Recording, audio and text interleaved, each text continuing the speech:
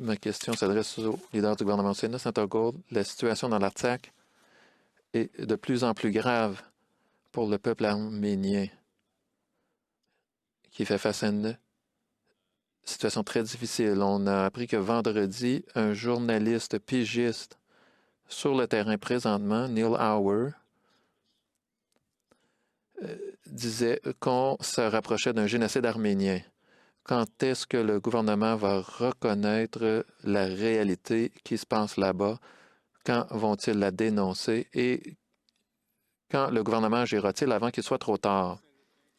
Merci, Monsieur le Sénateur, pour votre question. En tant que représentant du gouvernement au Sénat,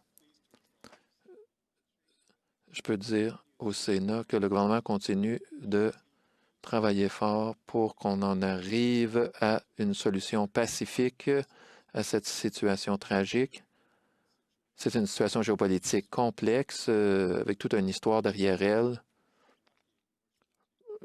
qui ne peut pas être ignorée, ne doit pas être ignorée et qu'on ne peut pas tout expliquer ici. Le gouvernement continue de s'engager à collaborer avec ses alliés pour mettre fin aux hostilités et pour trouver une solution pacifique à la situation.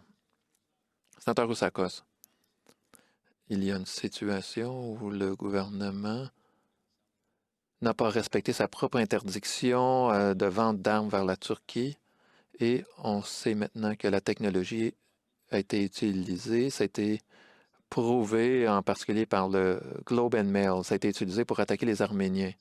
La situation dans l'Artsakh tournera au génocide si on n'agit pas rapidement.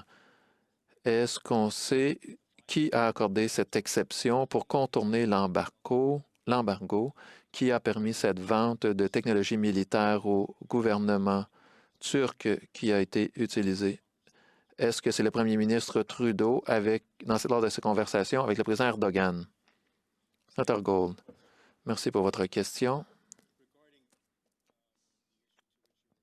Concernant la situation dont vous parlez, dès qu'ils ont entendu ces allégations, les fonctionnaires ont fait enquête et conformément au système de contrôle des exportations et des hostilités en cours, le gouvernement a suspendu les permis d'exportation vers la Turquie afin de mieux évaluer la situation.